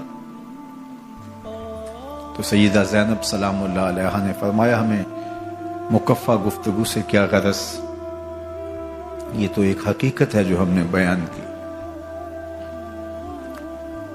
تو حضرت علی اوسط امام زین العابدین بھی پاس تھے، تو دیکھ کر کے کہنے لگا کہ یہ لڑکا کون ہے؟ تو فرمایا میں علی بن حسین ہوں۔ تو کہا کہ انہیں تو قتل کر دیا گیا۔ کہا وہ میرے بھائی تھے اور ان کا نام بھی علی تھا، میرا نام بھی علی ہے۔ تو اس نے کہا کہ اس لڑکے کو لے جاؤ اور قتل کر دو۔ حضرت زینب علی اوسط امام زین العابدین کے ساتھ چمٹ گئیں اور کہا کہ اگر تم اسے قتل کرو گے تو اس کے ساتھ مجھے بھی قتل کرنا ہوگا۔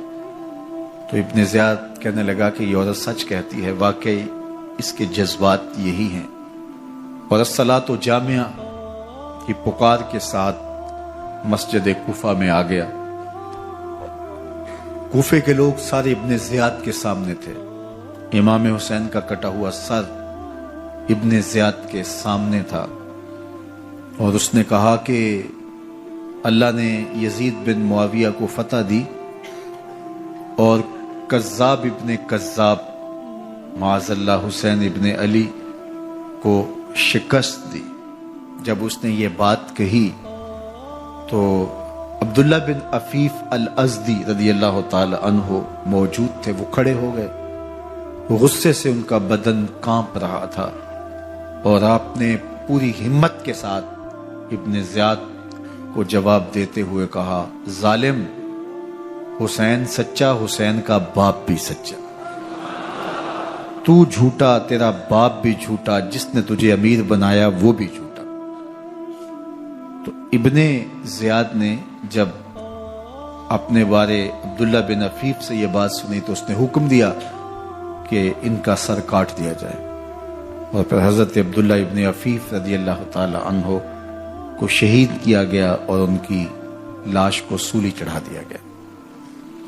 حق کی راہ کے یہ مسافر اپنی جان کس طرح راہ خدا میں سپرد کر رہے تھے۔ اہل کوفہ سہمے ہوئے، ڈرے ہوئے ابن زیاد کے دربار میں بیٹھے تھے اور امام حسین رضی اللہ تعالی عنہ کے قتل کا، ان کی شہادت کا انہیں دکھ تو تھا، لیکن ان کے اندر ہمت، طاقت اور توانائی نہیں تھی۔ ان کی تلواریں یزید کے ساتھ رہیں اور دل امام حسین رضی اللہ تعالی عنہ کے ساتھ رکھنے کی بات کرتے تھے۔ پھر یہ قافلہ کوفہ سے چلتے چلتے دمشق کی جانب عازم سفر ہوا۔ ایک اونٹ پہ تین لوگوں کو سوار کیا گیا تھا۔ امام زین العابدین کو سوار بھی کیا گیا اور بدن پر زنجیریں بھی باندھی گئیں، جکڑ کر کے سواری پہ بٹھایا گیا۔ اللہ اکبر! جہاں جہاں سے یہ لوگ گزرتے، لوگوں کو ان کی حالت پہ رحم آتا۔ بہت سارے لوگ نہیں جانتے تھے یہ کون ہیں۔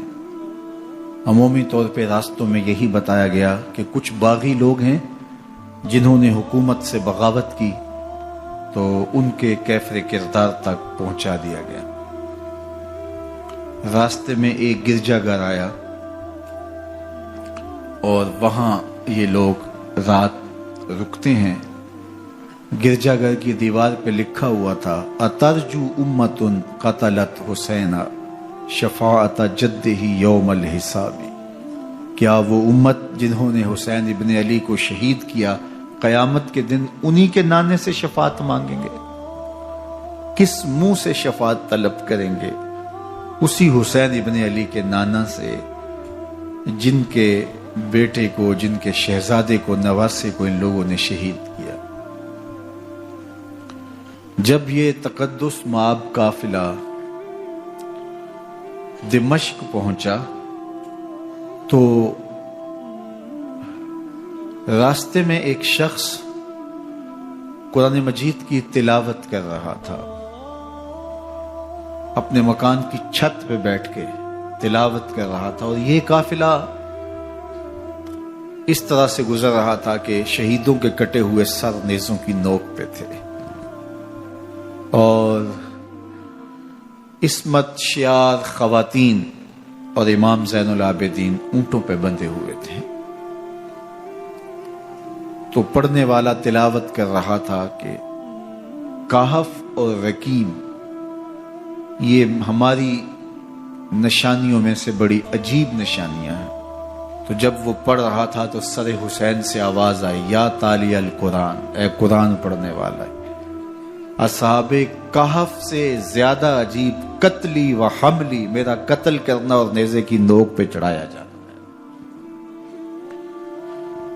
یہ قافلہ یزید کے دربار میں پہنچتا ہے۔ یزید بہت خوش ہوا اور اس نے حضرت امام زین العابدین رضی اللہ تعالیٰ عنہ سے کہا کہ تمہارے باپ نے میری حکومت کے خلاف بغاوت کی اور وہ اپنے انجام کو پہنچے۔ تو آپ نے جواب میں قرآن مجید کی آیات کی تلاوت کی اور اہل بیت کے مناقب اور فضائل بیان کیے۔ سیدہ زینب سلام اللہ علیہا کا ایک خطبہ اہل بیت کی عظمت، مناقب اور فضائل میں یزید کے دربار میں اپنی انوکھی اور البیلی شان رکھتا ہے۔ یزید پہلے تو خوش ہوا، لیکن جب اس نے لوگوں کے چہرے دیکھے تو وہ پریشان ہو گیا، حتیٰ کہ یزید کے دربار میں ایک عیسائی سفیر آیا ہوا تھا، تو اس نے جب کٹے ہوئے سر دیکھے اور خستہ حال سادات کی شہزادیوں کو دیکھا تو اس نے کہا یہ کون لوگ ہیں؟ تو اسے بتایا گیا، تو اس نے بڑے تعصف کا اظہار کیا، کہا کتنے بد نصیب لوگ ہو، ہمارے پاس حضرت عیسیٰ علیہ السلام کے گدھے کا کھر موجود ہے اور ہم اسے بھی عزت کی جگہ پہ رکھے ہوئے ہیں، اور تم کتنے بدبخت ہو، اپنے رسول کے نواسے کو شہید کر دیا۔ بے مروت بے وفا تیرا بھی کیا افسانہ ہے، جس نے اپنی ہی شمع کو گل کیا تو وہ پروانہ ہے۔ تو یزید نے جب لوگوں کے تیور دیکھے اور بدلتے ہوئے حالات دیکھے تو اس نے تعصف کا اظہار کیا اور کہا اللہ برا کرے ابن زیاد کا، وہ امام حسین کو میرے تک پہنچنے دیتا تو میں ان سے اچھا معاملہ کر لیتا۔ کچھ لوگ اس سے یزید کو بری و ذمہ قرار دینے کی کوشش کرتے ہیں، لیکن یزید کے اپنے حکم سے سب کچھ ہوا۔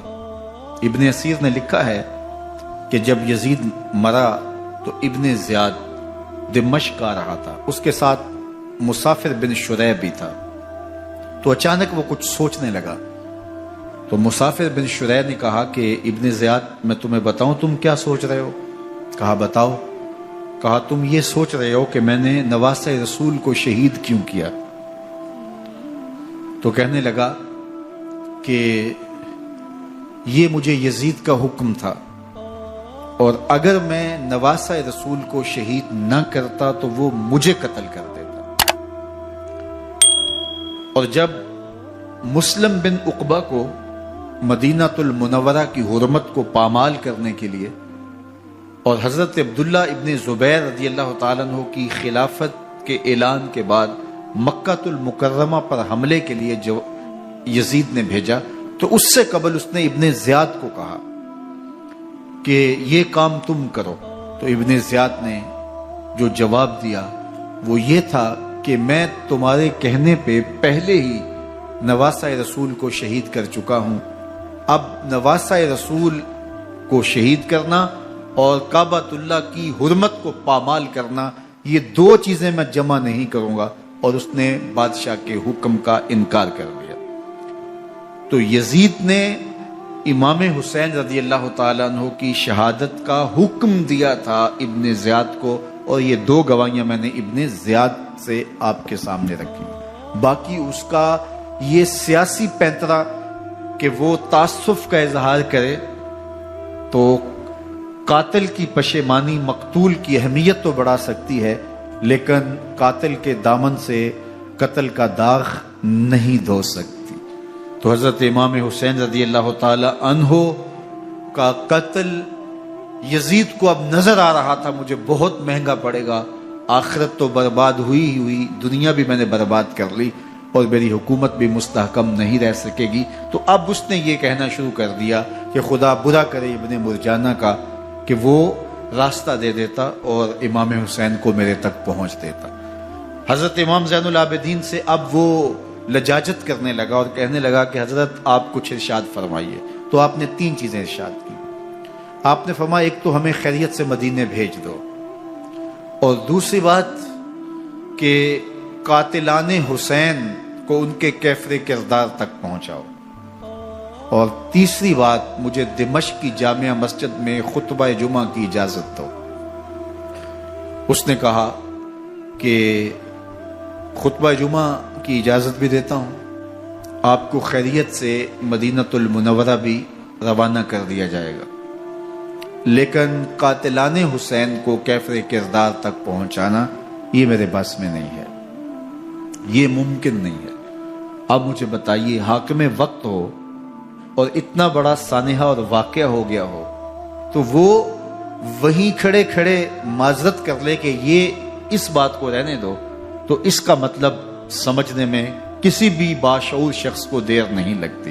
اسے چاہیے تھا کہ وہ کہتا کہ میں اس کی تحقیق کروا کے جو بھی مجرم ہے وہ کیفر کردار تک پہنچے گا، اور آپ نہ بھی کہتے تو یہ میں کرتا چونکہ میں حاکم وقت ہوں۔ لیکن اس نے فوراً کہا کہ یہ ممکن نہیں ہے، تو اس کا مطلب کیا کہ مجرم میں خود ہوں، تو میں اس سے جو ہے وہ بچنا چاہتا ہوں۔ تو اس نے حضرت امام زین العابدین کو کہا دو شرطیں تو قبول ہیں، لیکن یہ تیسری شرط قبول نہیں ہے اور یہ ممکن نہیں ہے۔ تو یہ واضح اس بات کا اشارہ ہے کہ یزید کے حکم سے، اس کی منشا سے اور اس کے کہنے سے حضرت امام کو شہید کیا گیا، اور اس نے حضرت امام حسین رضی اللہ تعالی عنہ کے مبارک لبوں پر چھڑیاں بھی ماری اور آپ کے دانتوں پر ضربیں لگائیں چھڑیوں۔ وہ تو ایک صحابی وہاں موجود تھے جو کھڑے ہو گئے، انہوں نے کہا ارفع ھذا الکدیب عن ھاتین الشفتین، ان ہونٹوں سے چھڑی ہٹا لے، میں نے ان آنکھوں سے رسول اللہ کو یہ ہونٹ چومتے ہوئے دیکھا ہے۔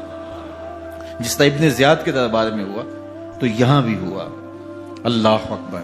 تو یزید اپنے تئیں خوش تھا، لیکن لوگوں کے احتجاج کی سکت نہیں لا سکتا تھا کہ نواسہ رسول کو شہید کر دیا گیا، تو وہ یوں اپنی بات کو چھپانا چاہتا تھا اور بات ابن مرجانہ ابن زیاد پہ ڈالنا چاہتا۔ لیکن ابن زیاد کہتا ہے کہ اگر یزید کے کہنے پہ میں امام حسین کو قتل نہ کرتا تو میں قتل کر دیا جاتا، اور میں غزوہ کعبہ اور قتل امام حسین دونوں کو جمع نہیں کر سکتا، لہٰذا اب میں یزید کا یہ حکم نہیں مانوں گا، اس نے پہلے مجھ سے بہت بڑی زیادتی کروائی ہے۔ یہ تاریخ کی معتبر کتابوں کے اندر موجود ہے۔ اب یزید نے کہا دو باتیں مان لیتا ہوں، آپ کو مدینہ المنورہ بھی رخصت کر دیتے ہیں، اور دوسرا آپ کو مسجد دمشق میں خطبہ کی اجازت بھی دیتے ہیں۔ اللہ اکبر۔ یہ وقتی تصرف تھا اس کا، ورنہ یہ کون ہے اجازت دینے والا؟ منبر تو حسین ابن علی کے نانے کا ہے۔ خیر، مسجد دمشق میں گئے، لوگوں کا ہجوم تھا، حضرت امام زین العابدین منبر پہ جلوہ فراز ہوئے۔ خطابت تو ان کے گھر کی لونڈی ہے، تو جب آپ نے کھڑے ہو کر کے خطبہ دیا اور فضائل و مناقب اہل بیت بیان کیے، لوگوں کے سینوں کے اندر آتش محبت اہل بیت کی جوش مارنے لگی۔ یزید ڈر گیا کہ اگر کچھ دیر خطبہ جاری رہا تو کہیں ایسا نہ ہو کہ لوگ میرے خلاف اٹھ کھڑے ہوں، تو اس نے مؤذن کو اشارہ کیا اور وہ اذان دینے لگا۔ تو اس نے کہا اللہ اکبر اللہ اکبر، تو حضرت امام زین العابدین نے کہا اس میں کوئی شک نہیں کہ اللہ سب سے بڑا ہے۔ پھر کہا اشہد اللہ الہ الا اللہ، تو امام زین العابدین نے فرمایا کہ ہم نے اس بات کی اپنے خون سے گواہی دی ہے کہ اللہ کے علاوہ کوئی معبود نہیں ہے۔ پھر اس نے کہا اشہد ان محمد رسول اللہ، تو حضرت امام زین العابدین نے یزید کی آنکھوں میں آنکھیں ڈال کے کہا یزید دیکھ، اذان میں تیرے نانے کا نام ہے یا میرے نانے کا نام ہے؟ تو حسین ابن علی رضی اللہ تعالیٰ عنہ کا نام کبھی بھی مٹنے والا نہ زیاد کا وہ ستم رہا، نہ یزید کی رہی وہ جفا، رہا تو نام حسین جسے زندہ رکھتی ہے کرم۔ یزید نے امام حسین رضی اللہ تعالیٰ عنہ کو راستے سے ہٹا دیا۔ اس کا خیال تھا کہ یہ باغی ہیں اور میں ان کو کچل دوں۔ حضرت امام حسین شہید کر دیے گئے، ان کا خاندان شہید کر دیا گیا۔ صرف 14 سال کے امام زین العابدین رضی اللہ تعالی عنہ اس حادثے میں، اس واقعہ میں جو ہے وہ بچے، اور سب سے زیادہ دکھ اپنی آنکھوں سے انہوں نے دیکھے۔ کربلا کا منظر بھی دیکھا، کوفے کا دارالعمارہ بھی دیکھا، اور دمشق کا دربار یزید بھی دیکھا، اور پھر یہاں سے مدینے پہنچ کر اہل مدینہ سے جو سامنا ہوا امام زین العابدین نے وہ لمحے بھی دیکھے۔ کہتے ہیں اس واقعہ کربلا کے بعد حضرت امام زین العابدین کبھی ہنسے نہیں تھے۔ جب بھی پانی پینے لگتے تو رو پڑتے، انہیں شاید سکینہ کی پیاس یاد آ جاتی تھی۔ امام زین العابدین کا رنگ زرد ہو جاتا جب کربلا کی یاد آتی، اور بسا اوقات شہر سے وحشت ہونے لگتی اور دور باہر نکل جاتے اور جا کر کے وہاں خیمہ گاڑ لیتے اور مہینہ مہینہ وہاں ذکر و فکر اور عبادت میں لگے رہتے۔ امام زین العابدین کے ہاتھوں میں ہتھ کڑیاں، پاؤں میں زنجیریں، اور اونٹ پہ باندھ کر کے جب حضرت امام زین العابدین کو شہیدوں کی لاشوں کے قریب سے گزارا گیا تو غشی پہ غشی طاری ہو رہی تھی امام زین العابدین پہ، اور وہ گھڑیاں بھی امام زین العابدین پر کتنی دردناک تھیں کہ جب شہزادیاں اونٹوں کے ساتھ باندھی گئی تھی اور امام زین العابدین اپنے بابا کا سر اپنے سامنے چلتا ہوا دیکھتے تھے، اور یہ دردناک لمحے کہ جب رات کی گھڑی آئی تو زینب سلام اللہ علیہ نے دیکھا کہ زین العابدین کے آنسو نہیں تھمتے اور ان کو غشی پہ غشی آتی ہے، تو وہ آگے بڑھ کے ان کو اپنی آغوش میں سمیٹتی ہیں اور کہا زین العابدین کیا ہوا؟ کہا کہ پھپھو جان اگر ہو سکے تو بابا کا سر کچھ دیر کے لیے میری گود میں نہیں آ سکتا ہے۔ وہ وقت بھی امام زین العابدین پہ آتا جب زخم اور درد اور دکھ حد سے تجاوز کرتے ہیں تو زین العابدین مدینہ کی طرف منہ کر لیتے ہیں اور حضور کی بارگاہ میں ہوا کے ہاتھوں پیغام بھیجتے ہیں، ان نلت یا ریح الصبا یوما الی ارض الحرم بلغ سلامی روزتن فیہا النبی المحترم یا رحمتا للعالمین ادرک لزین العابدی محبوس عید الظالمی فی الموکب والمزدحم۔ امام زین العابدین نے یہ سارا دردناک منظر اپنی آنکھوں سے دیکھا اور یہ سارے دکھ سہے۔ امام زہری کہتے ہیں کہ ولید کے زمانے میں دوبارہ امام زین العابدین کو پکڑ لیا گیا اور ان کے ہاتھوں میں دوبارہ ہتھ کڑیاں اور پاؤں میں بیڑیاں ڈال دی گئیں۔ میں ملنے گیا تو جو ہی امام کے ہاتھوں میں ہتھ کڑیاں دیکھی تو میرا دل ڈولنے لگا اور میری آواز گلے میں دب گئی اور آنسو تھے کہ تھمتے نہیں تھے۔ تو امام زین العابدین نے مجھے دیکھا تو مجھے تسلی دیتے ہوئے کہا، زہری کیا ہوا تمہیں؟ تو میں نے کہا، حضرت کربلا میں تھوڑے دکھ دیکھے تھے اور اب یہ حالت مجھ سے دیکھی نہیں جا رہی۔ تو امام زین العابدین نے ان زنجیروں کو اور ان ہتھ کڑیوں کو جن سے آپ جکڑے گئے تھے جھٹکا دیا، لوہے کی زنجیریں ٹوٹ گئیں۔ کہا، زہری ہم اللہ کی تقدیر پہ راضی ہے ورنہ یہ زنجیریں کیا ہوتی ہیں۔ امام زین العابدین کو اللہ نے عزتوں سے نوازا تھا، ہر دور کے حاکم وقت ڈرتے تھے اور ان کی عزت سے حسد کرتے تھے۔ ولید بن عبد الملک بنو امیہ کا بڑا تگڑا حکمران گزرا ہے۔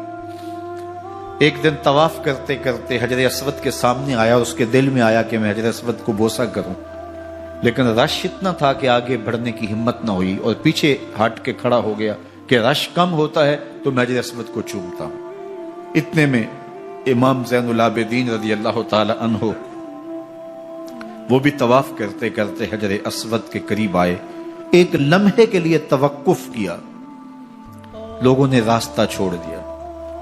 امام زین العابدین آگے بڑھے، حجر اسود کو چوما، پھر آگے بڑھ گئے۔ ولید بن عبد الملک کو بڑا غصہ آیا کہ لوگوں نے میرے لیے تو راہیں نہیں چھوڑی اور زین العابدین کے لیے راہیں چھوڑ دی ہیں۔ تو وہ اپنے درباری شاعر کو، فرزدق کو جو اس کے ساتھ کھڑا تھا، اس کو پوچھتا ہے، من ہاذا، یہ کون ہے؟ حالانکہ اسے پتا تھا یہ امام زین العابدین ہے۔ بعض اوقات سوال تفہیم کے لیے کیا جاتا ہے، سمجھنے کے لیے کیا جاتا ہے، اور بعض اوقات سوال تحقیر کے لیے کیا جاتا ہے۔ جس طرح کسی شخص کو آپ پسند نہ کرتے ہو اور وہ کوئی کام کرے تو آپ کہتے ہیں یہ کون ہے، یہ کون ہے؟ تو اس نے کہا، من ہاذا، یہ کون ہے؟ اب فرزدق شاعر تھا اور درباری شاعر تھا، اسے اچھی طرح پتا تھا کہ من ہاذا سے بادشاہ کیا سننا چاہتا ہے، لیکن آج اس کی غیرت ایمانی جاگ گئی۔ بادشاہ نے کہا، من ہاذا، یہ کون ہے؟ تو فرزدق نے بادشاہ کی آنکھوں میں آنکھیں ڈال کے کہا، بادشاہ تو نہیں جانتا یہ کون ہے؟ اس کو تو بطحا کے سنگ ریزے بھی جانتے ہیں، اس کو تو زمین والے بھی جانتے ہیں، آسمان کے فرشتے بھی جانتے ہیں۔ یہ فاطمہ کا بیٹا ہے، یہ علی کا شہزادہ ہے، یہ رسول اللہ کا نواسہ ہے۔ تیرا من ہاذا کہنا اس معرفہ کو نکرا نہیں کرے گا، یہ کل بھی معرفہ تھا، یہ آج بھی معرفہ ہے۔ کھڑے کھڑے امام زین العابدین کی شان میں ایک طویل قصیدہ لکھ دیا۔ بادشاہ تو اس سے کچھ اور سوچ رہا تھا، الٹ ہو گیا، اس نے ایک فرزدق کو جیل میں ڈال دیا۔ امام زین العابدین کو پتا چلا، آپ نے اشرفیوں کی 2 تھیلیاں خادم کے ہاتھ بھیجی کہ ہماری وجہ سے تمہارے اوپر یہ افتاد پڑی ہے۔ تو اس نے تھیلیاں قبول کی، چوما آنکھوں سے لگائیں اور پھر خادم کے ہاتھ میں دیتے ہوئے کہا، امام کو میرا سلام دے دینا اور کہنا، حضرت ساری زندگی نے ٹگوں کے لیے، ان پیسوں کے لیے، اشرفیوں کے لیے شاعریاں کی ہیں، یہ جو میں نے قصیدہ لکھا ہے آپ کے نانا کی شفاعت کے لیے لکھا، جو دلوں کو فتح کر لے وہی فاتح زمانہ۔ امام حسین کو تو کاٹ دیا گیا نا، اس لیے کاٹ دیا گیا کہ یہ ہماری حکومت سے بغاوت کر رہے ہیں، انہوں نے یہ کہا، بہانہ یہ بنایا، نظم حکومت میں یہ مخل ہو رہے ہیں، لہٰذا انہیں شہید کر دیا گیا۔ نہ صرف انہیں شہید کیا گیا، سر کاٹے گئے، نیزوں کی نوک پہ چڑھائے گئے، لاشوں پہ گھوڑے دوڑائے گئے. کیا کیا ظلم تھا، کیا کیا جبر تھا جو روا نہیں رکھا گیا. پیاسا رکھا گیا، بھوکا رکھا گیا، 6 ماہ کے بچے بھی نہیں چھوڑے گئے.